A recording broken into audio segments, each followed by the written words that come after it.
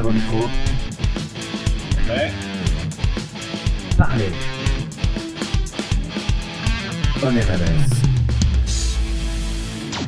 Bonjour à tous, vous êtes sur On RMS pour cette nouvelle émission des Cinéphones. Aujourd'hui, on vous parle de Divergente 2.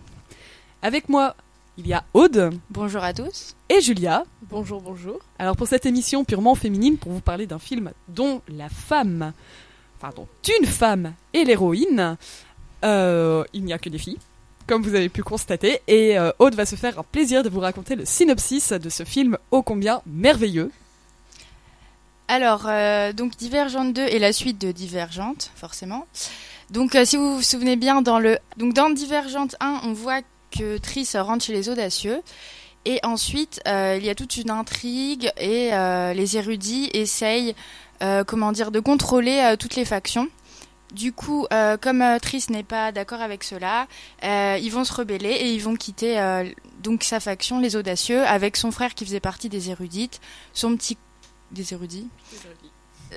copain et un autre, je sais plus son nom, un autre ami à eux qui faisait partie aussi des Audacieux. Donc dans le 2, on les retrouve chez quelle faction ils sont les Fraternels. Chez les Fraternels. Et les Fraternels ne veulent pas trop qu'ils restent chez eux. Et donc ils vont devoir s'enfuir et ils vont traîner de faction en faction jusqu'au moment où ils vont mener la révolution finale. Voilà. Et on vous ne spoil pas plus parce que révolution finale, vous avez déjà deviné la fin du film. Voilà. Non, on ne l'a pas deviné. Donc, vous avez pensé quoi de ce film, les filles ? Alors, c'est le genre de film qui est très agréable à regarder en période de fin de campagne, parce qu'on est fatigué, on n'a pas envie de réfléchir, on n'a pas envie d'aller voir un film intellectuel. Très clairement, quand on allait voir ce film, on a ouvert notre cerveau avec Aude, on a déposé notre cerveau à côté, on a regardé le film, on a remis notre cerveau, et on est sorti, on était contente.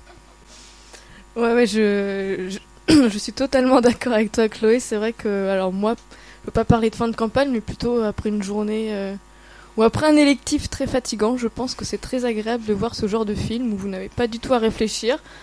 Vous êtes juste là pour regarder et vous posez pas tellement de questions. Vous êtes en face du film, vous passez 2 heures tranquille.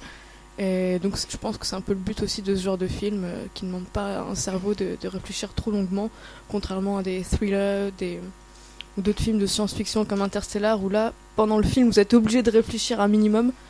Là, clairement, c'est pas du tout ce que le réalisateur, à mon avis, attend du spectateur. La grande force de ce film, c'est qu'on devine tout à l'avance. Oui, alors, c'est pas trop compliqué. Oui et non, parce que moi, je m'attendais quand même pas à la fin, même si je me suis dit, bon, ok, derrière le mur, il y a quelque chose. 2 secondes de suspense au milieu de 2 heures de film, c'est vrai que c'est énorme. Non, mais globalement, c'est toujours un petit peu la même structure de film. D'abord, les gentils qui se font évincer par les bad guys. Et ensuite, il y a une révolution, il y a quelques péripéties avec une capture, finalement, à les délivrer, etc. C'est toujours la même chose, hein. Globalement, dans ce genre de saga, il n'y a pas de grosse surprise. Pour le coup, le film ressemble beaucoup à Hunger Games, parce que c'est vraiment en ce moment la tendance des films post-apocalyptiques, et ça reprend un peu les thématiques d'Hunger Games, avec une héroïne qui essaye de défendre les valeurs de son peuple, opprimé par l'État, etc. Mais peut-être moins abouti qu'Hunger Games, dans le sens où dans Hunger Games, il y a une vraie réflexion politique qui a été menée, alors que là, on est sur quelque chose de beaucoup plus léger, quelque chose de beaucoup plus simple, on va dire. Il y a une pseudo-réflexion politique qui est amorcée, qui va pas très très loin. C'est pas le but du film, hein, clairement. On n'est pas dans Pater ou dans un très grand film qui va révolutionner la pensée politique. On est sur quelque chose de basique qui reprend des principes simples. C'est-à-dire, concrètement, il y a quelqu'un qui veut garder le pouvoir, même si elle se rend compte que ce qu'elle fait n'est pas forcément bien. Il y a quelqu'un qui veut essayer de changer les choses, sauf qu'elle ne sait pas du tout comment le faire, donc elle panique, blabla, blabla, blabla. Non, vraiment, pourquoi on a décidé de faire ce film en émission ? Parce que allez vous laver le cerveau en allant le voir. Parce qu'on avait besoin de se reposer. Exactement. Non mais en fait, je pense que Hunger Games est à destination d'un public peut-être plus adulte, alors que Divergente, clairement, c'est vraiment orienté adolescent et surtout adolescente. Évidemment, toujours les mêmes romances et tout, alors forcément, l'adolescente lambda va s'identifier à l'héroïne. Oh super, il y a mon prince charmant qui arrive, etc. Après, on n'a pas lu le livre, donc on ne sait pas si l'adaptation est fidèle au livre. Parce que, ayant lu le premier Hunger Games, je trouvais que le film était assez similaire au livre, mais pour Divergente, on ne sait pas. Après, je pense que c'est quand même un livre destiné plus aux adolescentes qu'aux jeunes, quoi. Je pense que globalement, maintenant, les réalisateurs essayent quand même de coller, véritablement au livre, parce que forcément, ils espèrent que ceux qui auront lu le livre se retrouveront également dans le film. Après, ils auraient trop de mauvaises critiques, finalement. Exception faite du Hobbit. Le Hobbit, c'est sûrement l'un des seuls films qui écorche à vif Tolkien. Il y a un livre qui fait 200 pages, c'est-à-dire à peu près 1/1000 de tous les Seigneurs des Anneaux réunis. Et à partir de ces 200 misérables petites pages, ils font 3 films de la même durée que le Seigneur des Anneaux. On ne critique pas le Hobbit, c'est génial quand même, ça fait super plaisir de se retrouver à nouveau dans le monde de Tolkien. C'était le grand retour de Legolas. Donc pour en revenir à nos moutons, vous avez pensé quoi sinon du jeu d'acteur, etc. Il y avait un jeu d'acteur.